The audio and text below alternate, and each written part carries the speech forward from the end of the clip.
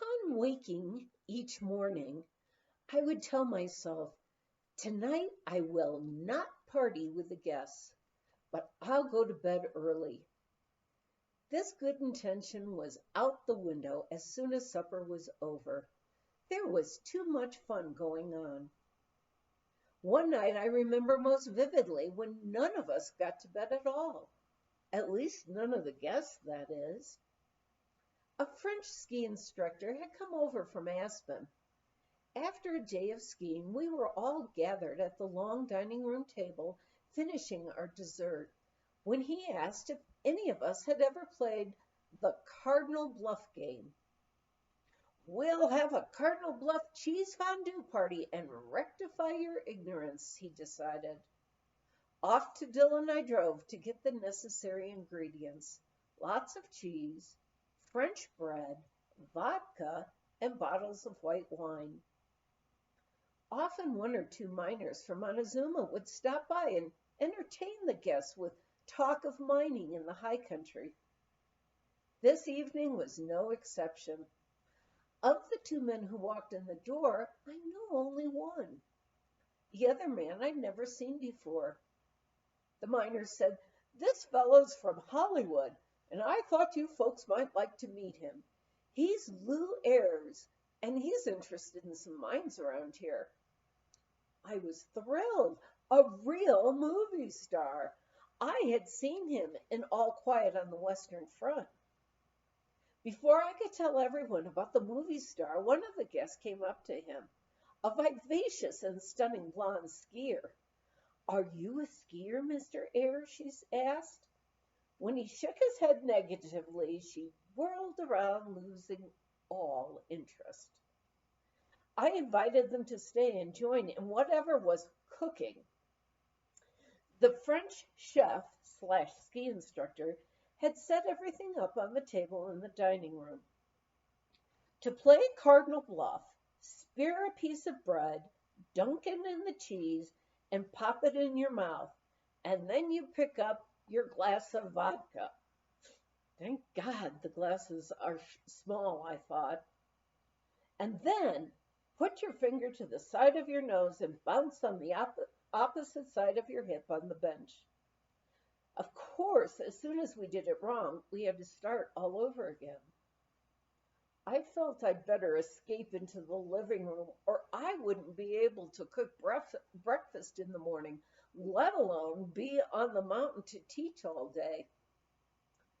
Someone had pushed all the furniture in the living room to the sides and had turned on the record player with some nice dance music.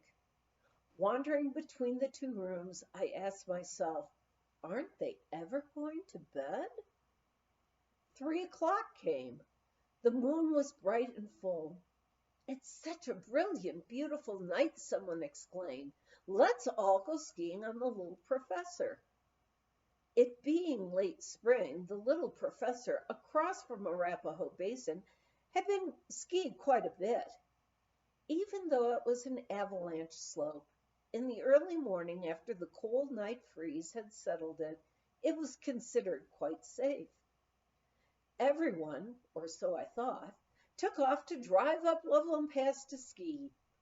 Max and I gratefully went off to bed to get what sleep was left to us. Daybreak came, and here came the happy skiers, none the worse for wear. I marveled how they could still be so energetic after such a night. "You should have come along, Edna," the vivacious blonde said to me. "I guess I'm getting old," I answered. Off in the living room, I heard someone yell in response, "When are you going to quit guessing?" As I went back to flipping the pancakes, I thought, I deserve that. Upon entering the living room earlier, I saw the miner and Lou Ayres sound asleep on the couches. After waking them, the miner said to me, "It's not the skiing I couldn't take. It's all this partying that evidently goes with it." "Amen," I said to myself, and added, "Tonight I am going to bed early." Our register book, which lay on the front desk, seldom had any address in it. It just had comments. Among the usual "good chow" and "I'll be back," there were others, like "better get the roof fixed, Max," or "converted Eastern skiers." One read, "Hills aren't steep enough." I often wondered if Bob Mann, who wrote that last comment, had ever learned to turn his skis. I remember him going straight down the Molly yelling "track" all the way. It's fun to look through this book at the cross section of famous guests staying with us different years. Some were not famous until later, such as Bob Abruzzo and Maxie Anderson, who became the first to cross the Atlantic by balloon. Ernie Blake of Taos ski area, Klaus Obermeier, the French Olympic champion Charles Boson, the entire Dartmouth ski team with Coach Walter Prager in 1956, and then there was the DU team. But none were as famous or as well liked as Henry Fonda. And he came in the summer when there were no guests at all. Sometimes guests had problems besides their ski technique. One evening, as we were sitting in a small group around the fireplace, a female guest, age about 40, spoke up. She asked of the handsome Austrian ski instructor as he leaned against the stone wall of the fireplace, "You're a man. What do you find attractive about a woman?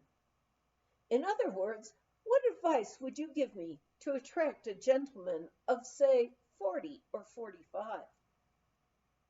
He looked stunned for a moment, and then he said, "Buy a sweater 2 sizes too small." A few weeks later, as we were sitting and talking by the fireplace, the same guest stood up, stretching her arms upward and turning around. "Do you think this sweater'll help me?" It evidently did. The next year we received the wedding invitation. A family with 4 children arrived one day. The wife announced to me, "This is to be my vacation. I intend to spend it sitting in front of your big fireplace and doing nothing. I don't ski, you see, so my husband is going to take the children up to the slopes all day. It'll be wonderful." Little did she dream what was ahead for her. The first day went well. Daddy took the 3 boys and the 4-year-old daughter up the mountain, entering them in ski class. But the next morning, the 4-year-old was running a temperature. Our closest doctor was 35 miles away in Idaho Springs. Of course, the husband and the 3 boys had to ski. So over Loveland Pass, Mama drove with the little girl back to Ski Tip with medications and a steamer. The next morning, one of the younger boys was running a temperature. Over the mountain went Mama. Our cook said she'd keep an eye on the little girl who was propped up on a couch in a sunny corner in the living room. The next morning, the second boy. And the morning after that, the third boy came down sick. The mother looked sicker than any of them.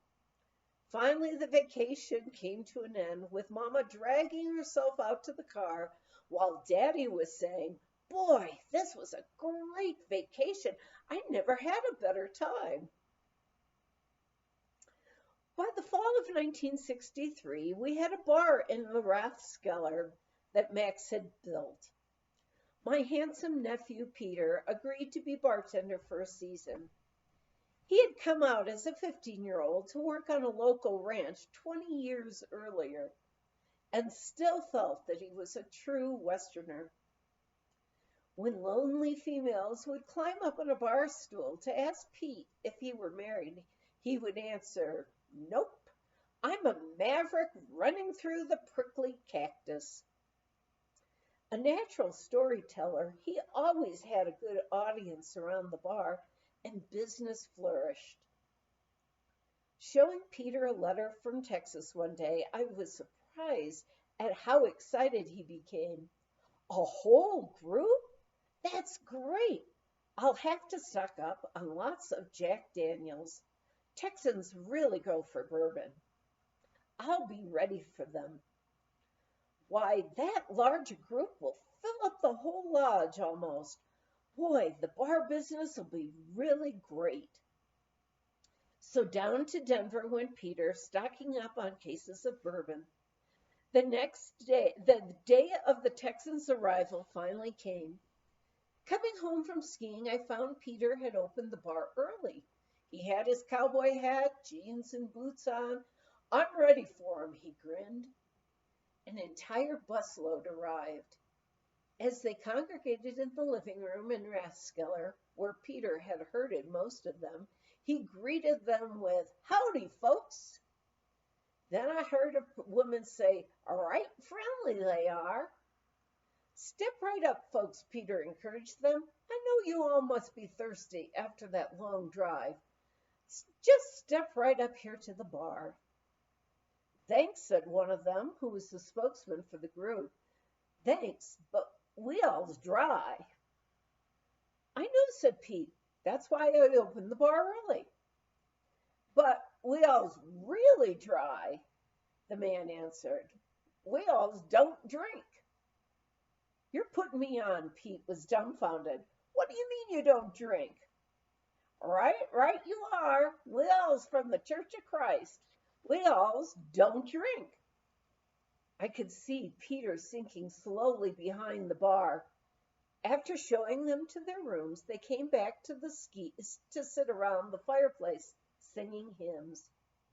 At dinner that night, they all stood up and in chorus said, "Let's all hear it for the Durkins. Hip, hip, hooray!" Right nice and friendly folk. We had room for only one other guest that night, a writer for a ski publication. He took me aside later in the evening. "I was sent here to do a write-up on your lodge and all the after-ski fun you have. I don't think I can do a story on this group." "Come back when all the ski instructors are here for the exam in the spring," I told them, "and you'll get all the partying you'll want."